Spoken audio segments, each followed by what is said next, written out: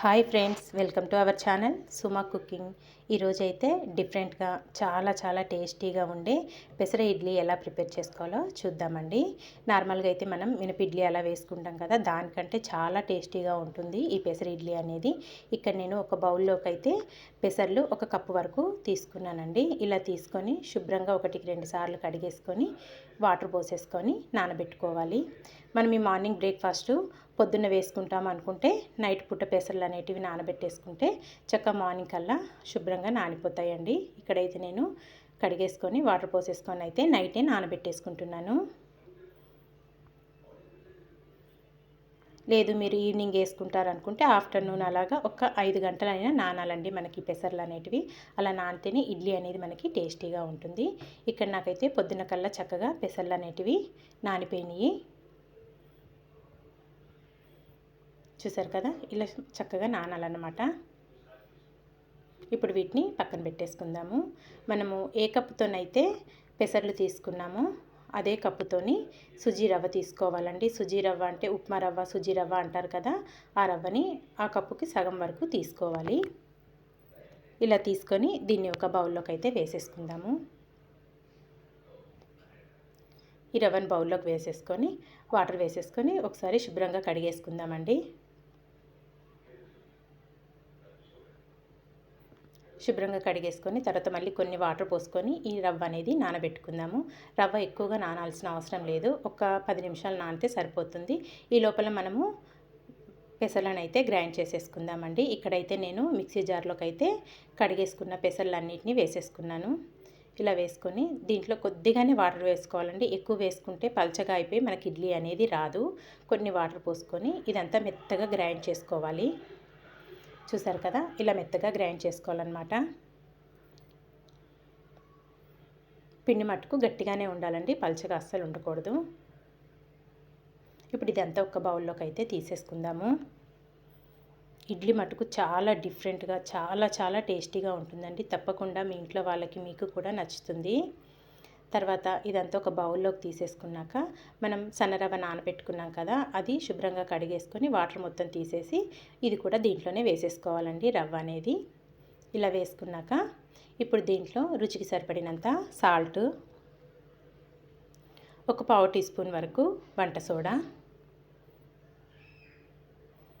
ఇలా వేసుకొని ఇదంతా ఒకసారి బాగా మిక్స్ చేసేసుకుందాము. రవ్వ అనేది చక్కగా పెసరపిండిలో కలిసే విధంగా కొద్దిగా వాటర్ పోసుకొని, గట్టిగా ఉంది కాబట్టి కొద్దిగా వాటర్ పోసుకొని ఇదంతా బాగా మిక్స్ చేసేసుకుందామండి. మనం ఇడ్లీ బ్యాటర్ అయితే ఎలా ఉంటుందో అలా ఉండాలన్నమాట. ఇదంతా బాగా మిక్స్ చేసేసుకోవాలి. రవ్వ అంతా కలిసిపోవాలండి పిండిలో. చూసారు కదా, ఇలా బాగా మిక్స్ చేసేసుకోవాలన్నమాట. ఇలా ఇదంతా కలిపేసుకొని ఒక్క 10 నిమిషాలు నానబెట్టుకుంటే సరిపోతుందండి. మనకి ఎక్కువ నానాల్సిన అవసరం కూడా లేదు. రవ్వ వేసుకున్నాం కాబట్టి అంతా కలుపుకొని ఒక్క 10 నిమిషాలు పక్కన పెట్టేసుకుందాము. ఒక 10 నిమిషాల తర్వాత స్టవ్ పైన ప్యాన్ పెట్టేసుకొని కొద్దిగా ఆయిల్ వేసుకోవాలండి. ఈ ఆయిల్ కొంచెం వేడయ్యాక ఇప్పుడు దీంట్లో తాలింపు గింజలు, శనగపప్పు, ఆవాలు, జీలకర్ర, కరివేపాకు, సన్నగా తురుముకున్న అల్లము ఇవన్నీ వేసుకొని బాగా ఫ్రై చేసుకోవాలండి. తాలింపు అనేది అల్లం అనేది తురుముకొని వేసుకుంటే టేస్టీగా ఉంటుంది, ఫ్లేవర్ కూడా బాగుంటుందండి.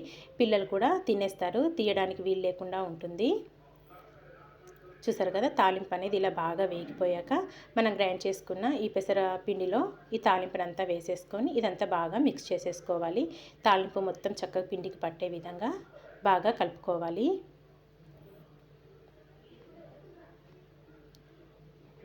ఇలా ఇదంతా కలిపేసుకోవాలన్నమాట. ఇదంతా ఇలా కలుపుకున్నాక ఇప్పుడు ఇడ్లీ ప్లేట్లను తీసుకొని ఇడ్లీ ప్లేట్లకి కొద్దిగా నెయ్యి వేసుకోవాలండి. నెయ్యి కానీ లేదంటే ఆయిల్ అయినా సరే అండి. నేనైతే ఇక్కడ నెయ్యి తీసుకొని ఇడ్లీ ప్లేట్లకైతే నెయ్యి అనేది అప్లై చేసేసుకుంటున్నాను.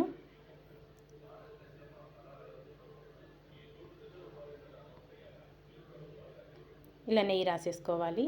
ఇలా నెయ్యి రాసుకున్నాక ఇప్పుడు మనం కలిపి పెట్టుకున్న బ్యాటర్ ఉంది కదండి, పెసరపిండి బ్యాటర్, ఇదైతే ఇడ్లీలాగా వేసేసుకోవాలన్నమాట. పల్చగా మట్టుకు అస్సలు ఉండకూడదండి. ఇలా ఇడ్లీలాగా వేసేసుకోవడమే.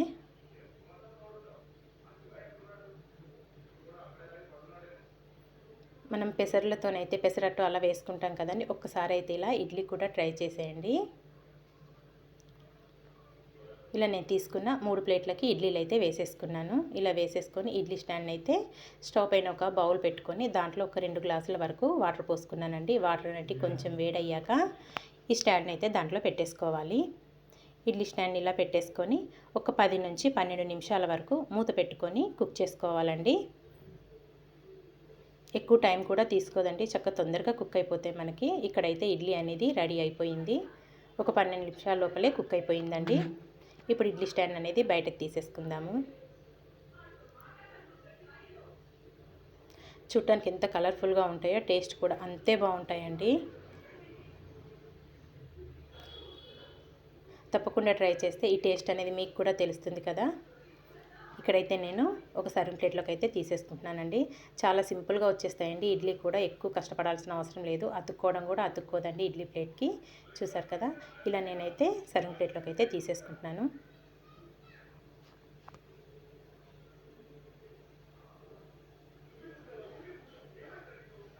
చాలా సాఫ్ట్గా ఉంటాయండి పెసర ఇడ్లీ అనేది. చూడండి ఎంత బాగా కనిపిస్తున్నాయి మనకు. నేను ఇడ్లీతోనైతే ఇక్కడ పల్లీల చట్నీ అయితే చేశానండి. పల్లీల చట్నీతోనైతే సర్వ్ చేసేస్తున్నాను. ఇంతే అండి, ఎంతో సింపుల్గా చేసుకునే పెసర ఇడ్లీ అయితే రెడీ అయిపోయింది. దానికి కాంబినేషన్ పల్లీల చట్నీ చాలా చాలా టేస్టీగా ఉంటుందండి. తప్పకుండా మీరు కూడా ట్రై చేసి మీకు ఎలా వచ్చిందో నాకు కామెంట్ చేయడం మాత్రం మర్చిపోకండి ఫ్రెండ్స్. ఇలాంటి మంచి మంచి వీడియోస్ కోసం అయితే నా ఛానల్ ప్లీజ్ సబ్స్క్రైబ్ చేసుకోండి. చూసారా ఎంత సాఫ్ట్గా ఉందో ఇడ్లీ అనేది, చాలా బాగుంటుందండి. వీడియో నచ్చితే మీ ఫ్రెండ్స్కి రిలేటివ్స్కి షేర్ చేయడం మాత్రం మర్చిపోకండి ఫ్రెండ్స్. టేస్టీ టేస్టీ పెసర ఇడ్లీ అయితే రెడీ అయిపోయింది. Thank you for watching. Bye bye.